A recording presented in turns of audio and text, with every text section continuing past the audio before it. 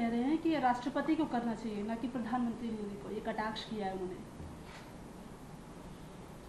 राहुल गांधी को ये मालूम नहीं है कि उनको क्या बोलना चाहिए क्या नहीं बोलना चाहिए। वो अक्सर ऊट पटांग बात किया करते हैं। जब वो अपने बारे में ये बोल गए कि मैं दुर्भाग्य से सांसद हूँ, जिन लोगों ने वोट दिया उन्हीं के बारे में गलत बोल गए। जो भी इनाग्रेशन होता है वो सरकार में ज़्यादा सभी प्रधानमंत्री ही करते हैं। नए पार्लियामेंट का जो उद्घाटन हो रहा है 28 मई को, आदरणीय प्रधानमंत्री जी के नेतृत्व में ही वो बना है, वो उसका उद्घाटन कर रहे हैं। विपक्ष को कोई बात नहीं मिल रही है तो बेसिर पैर की बात करना राहुल गांधी जी का काम है, इसलिए वो इस तरह की बात कर रहे हैं। केंद्र की दिल्ली में जो भी ट्रांसफ़र होंगे, अब उसका जो फैसला है वो सिर्फ सीएम ही करेगा, बल्कि आखिरी फैसला एलजी के पास भी होगा। इसको लेकर कंट्रोवर्शियल ये हो रहा है कि अरविंद केजरीवाल कह रहे हैं कि प्रोसेस काफ़ी स्लो हो जाएगा, संविधान का उल्लंघन कर रहे हैं आप लोग, लोकतंत्र को ख़राब कर रहे हैं, उसको आप बिल्कुल बैनिश कर रहे हैं। देखिए, लोकतंत्र का मतलब है कि ऐसा तंत्र जिसमें लोग अपने जीवन बेहतर जी सकें और अपनी जो सही मंशा है उसको प्रस्तुत भी कर सके।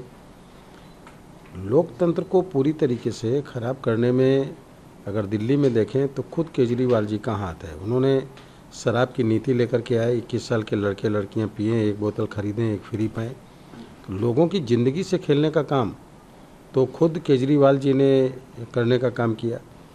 अब जो भी अध्यादेश आ रहा है उस पर वो सरकार उस पर निर्णय ले रही है और अंतिम निर्णय केवल एलजी का होगा। उसमें सरकार को कोई परेशानी नहीं होनी चाहिए, केजरीवाल जी को कोई परेशानी नहीं होनी चाहिए। वो जो निर्णय लेंगे वो एलजी के पास जाएगा और एलजी महोदय उस पर निर्णय लेने का काम करेंगे कि आप इसको किस उद्देश्य से करने का ट्रांसफ़र किए हैं, किस वजह से इसकी पोस्टिंग किए हैं, उसके पीछे का कारण क्या है। ये सारी चीज़ें होंगी, इसमें किसी प्रकार का केजरीवाल जी को विरोध नहीं करना चाहिए। आज सीएम उल्लंघन कर सकते हैं, कैसे केंद्र उस शक्तियों को छीन सकता है?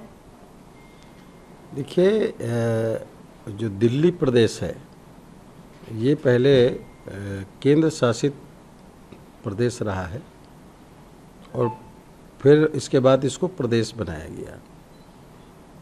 इसीलिए यहाँ की जो पुलिस है वो केंद्र सरकार के अंडर में रहती है, बहुत सी पावर केंद्र सरकार के अंडर में रहती हैं।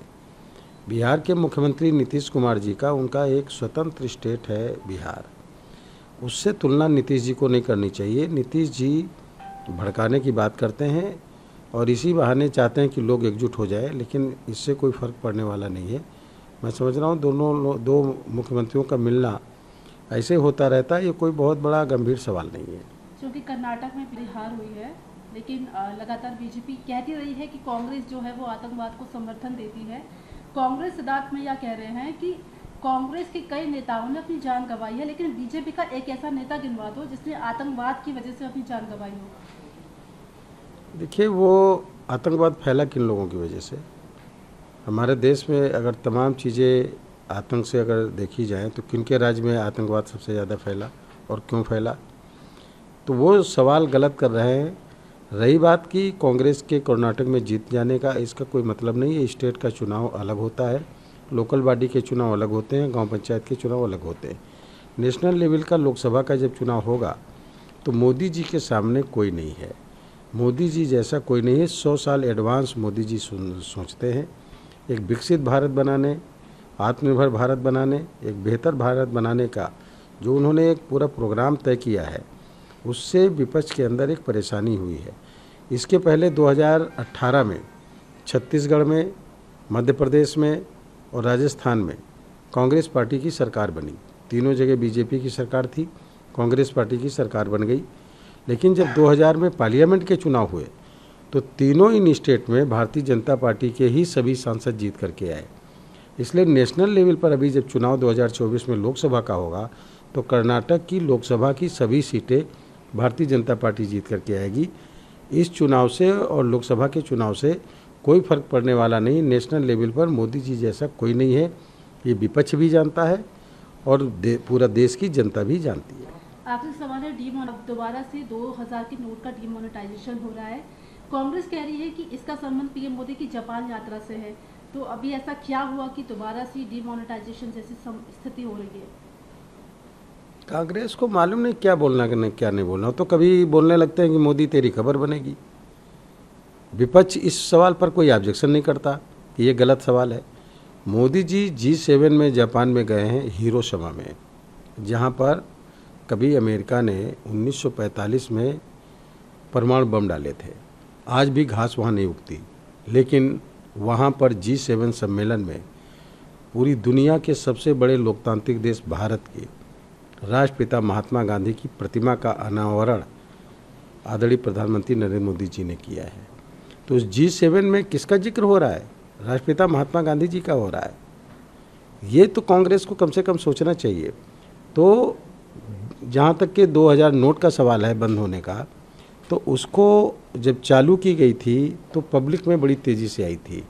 धीरे धीरे जो नोट की डंपिंग करते हैं, जो मनी लॉन्ड्रिंग करने का काम करते हैं, वो धीरे धीरे मार्केट से नोट को 2000 की नोट को गायब करना शुरू किया। अब वो चालू चलन में कम है और बैंक में भी वापस कम जा रहा है। तो ये परेशानी किन लोगों को हो रही? जिन लोगों का बैंक का खाता है, पैसा बैंक में जमा है, उनको कोई परेशानी नहीं। आम जनता को कोई परेशानी नहीं हो रही है। परेशानी उनको हो रही है जिन्होंने नोट अपने घर में रखा है 2000 का, उनको तकलीफ हो रही है। और विपक्ष जो इस पर विरोध प्रकट करने का काम कर रहा है, ये सवाल उठता है क्या विपक्ष के लोगों के पास या उनके जानने वाले लोगों के पास 2000 के नोटों की बड़े पैमाने पे डंपिंग है क्या, जो उनको तकलीफ़ हो रही है? ये बात पूरा देश अच्छी तरह सुन रहा है, समझ रहा है, और वो मुस्करा भी रहे हैं हमारे देश के लोग कि 2000 का नोट अब फिर से 30 सितंबर 2023 तक रहेगा और उसके बाद नहीं रहेगा। तो जो 20,000 रुपये पर डे के हिसाब से बैंक में बदलना है, उनको जमा करके बदल लेना है, जमा कर सकते हैं इसके लिए या बदल सकते हैं, इसके लिए वो बड़े बड़े लोग जो डंपिंग किए हुए वोट, वो तो जाएंगे नहीं, किसी गरीब आदमी को लाइन में लगाएंगे। इससे गरीब आदमी को फ़ायदा होगा, वो मुस्करा रहा है।